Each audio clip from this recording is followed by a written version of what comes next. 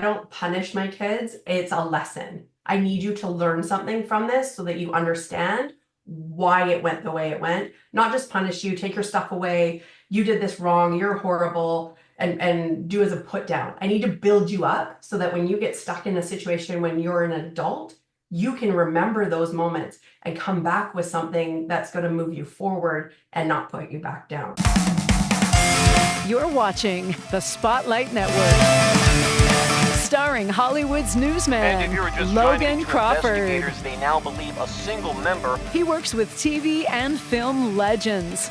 And now, Logan's shining the spotlight on the world's top emerging authors and creators. International were abducted. This is Spotlight with Logan Crawford, streaming on Roku, Apple TV, and Amazon Fire TV. I'm Logan Crawford, and right now we're talking raw, real-life parenting with a terrific author. Her name is J.C. Nikilsen. She is the bold and brutally honest author of Raising Kids on the Curve. This is not your typical parenting book. It's a no-fluff, no-nonsense look at raising 5 kids with wit, grit, and zero tolerance for entitled behavior. From trial and error discipline to unforgettable shock and awe moments, the author's approach is shaking up what it means to be a parent today. We're delighted to have this very talented author join us here today. We thank our team for helping us put her on TV today, and we ask viewers like you to help authors like her by subscribing to our channel and by purchasing her powerful book. The links are below this interview. JC, thank you so much for joining me here today. Thank you so much for having me.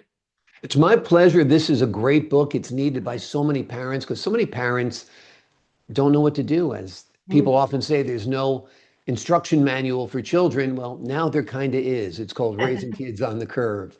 What does that mean, raising kids on the curve? For me, it's just my way. I read a lot of parenting books when I was pregnant with my first daughter, and I was like, this doesn't fit my life. This doesn't fit my mold.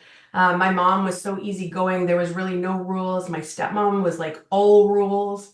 So I just had to find what worked, and everything I found was not what I believed in or how I thought it should go. Trust me, not that I knew everything at 22, but it was my philosophy that I'm just going to do it my way. Yeah. And that's it. And that's how I did it. Yeah. I mean, when you look back, you know, you're a child having a child at 22 years old. How many 22-year-olds have the responsibility of having a child anymore? It seems like very few. I guess it depends on what part of the world or what part of the country you're from. But, you know, to put that in perspective, you know, a lot of kids are just getting out of college at that point, figuring themselves out. And now here you have the awesome responsibility of a baby. And, you know, I took the very lenient approach. You know, I was a pretty permissive parent. I got great kids, thank goodness. But my parents were a little heavy-handed because from the era I grew up in. So I tried to fall on the side of leniency.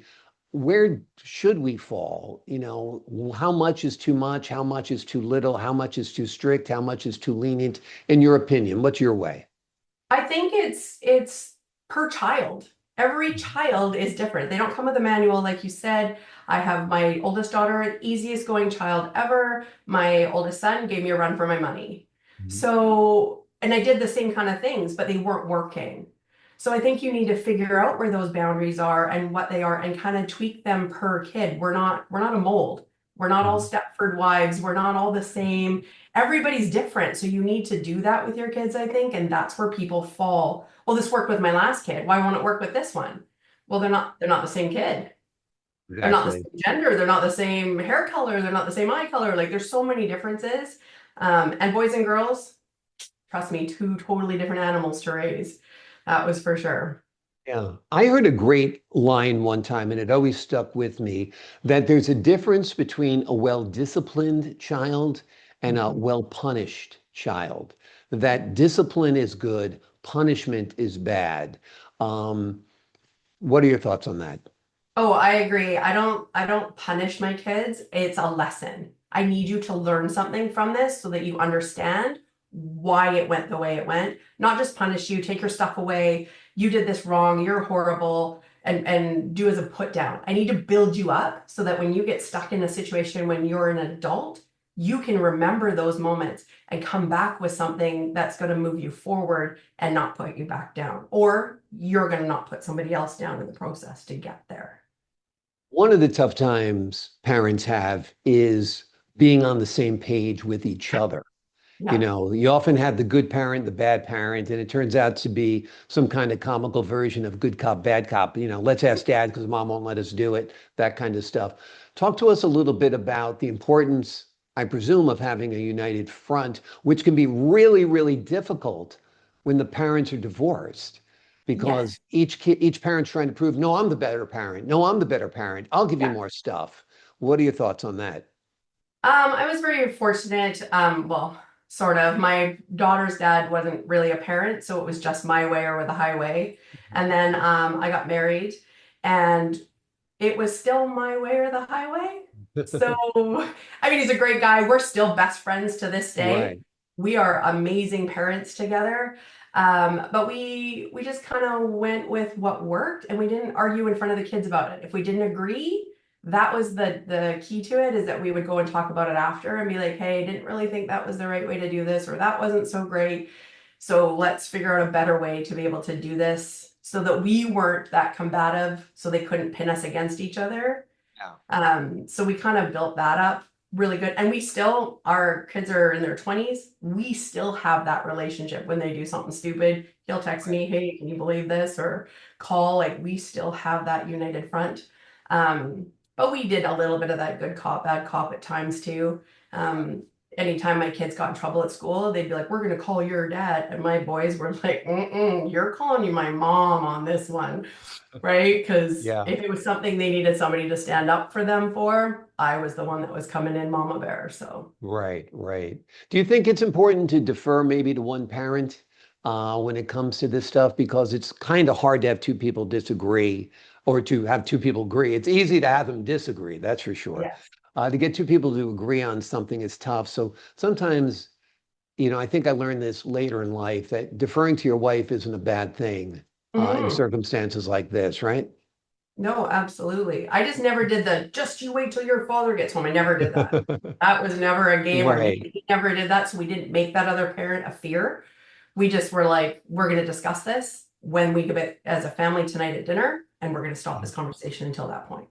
Yeah, and dads who are subjected to that, it's really, really tough because I was, when I was married, that, you know, I was supposed to come in after working all day and being gone, seeing my children for maybe, you know, a half hour to an hour before they went to bed.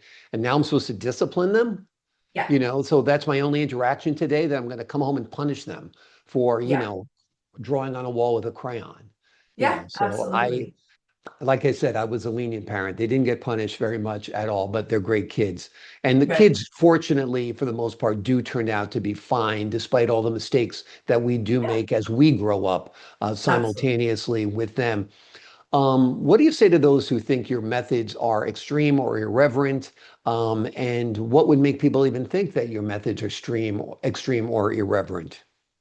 I think I think just try it. Try it one time and see if your result is different from the same action. If you're getting the same result and your kids are still doing the same thing over and over again, it's not working.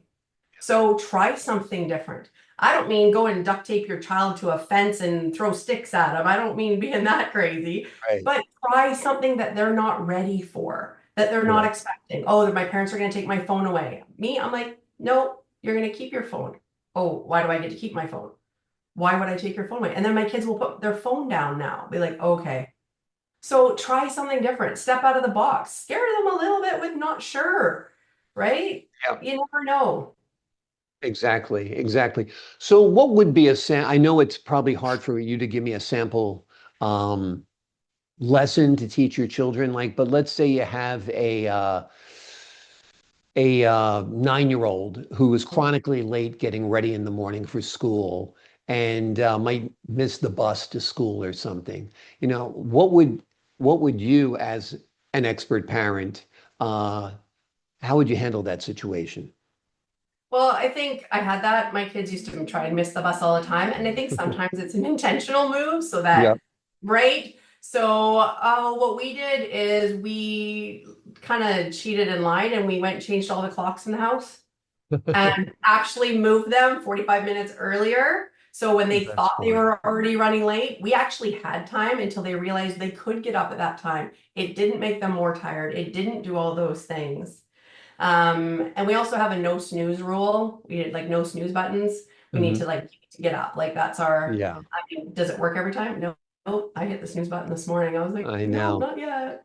I know. Yeah. Right? But Awesome. yeah, Yeah, I was just exactly. kind Exactly. of, Like I said, we're raising ourselves at the same time. I mean, when the kids don't want to go to school, we think back to when like we didn't want to go to school either, and you fully understand. But just because you did it doesn't mean you can let it happen in your child because we're all trying to do the best we possibly can for our kids. Have you thought yeah. about turning Raising Kids on the Curve into a podcast or a series on parenting or anything like that? Yeah, I really thought about it. It's kind of on my list to do. I just have two other books that I've been kind of working on that are going to come out. Mhm. So I wanted to do that first. And then I've been doing a lot of research and talking to a few different people that have podcasts to see kind of how it goes and what, because it's something totally new for me. It's out of the Yeah. box. Tell us about those books that you're working on. My next one should be coming out right away. It is called Love Me, Ghost Me, Block Me. So Mhm. it was after I had left my relationship and all the crazy dating things that we go through. So from catfishes to people totally changing who they are and everything that we kind of went through between me and some of my girlfriends and one of my best guy friends. And then I have the last one that I have coming out is called My Two-Faced Situationship.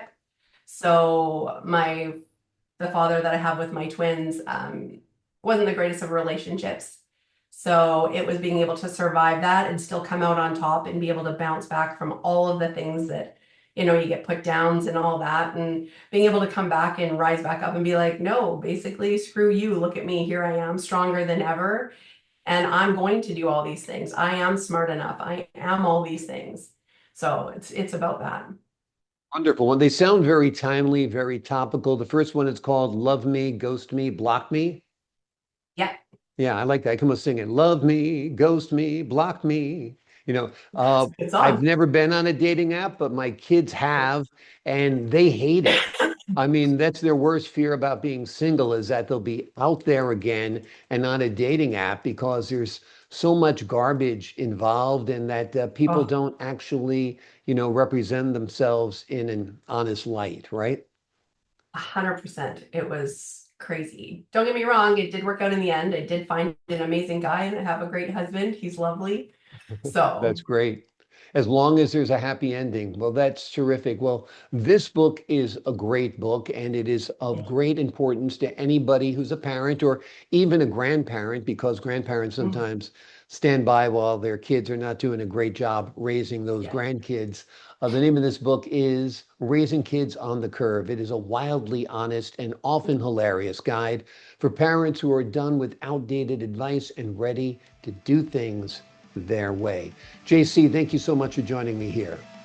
thank you so much for having me. I really appreciate it. I appreciate your time, your wit, your wisdom, and your insight to the folks at home. I'm Logan Crawford, thanking you for your time this time. Until next time.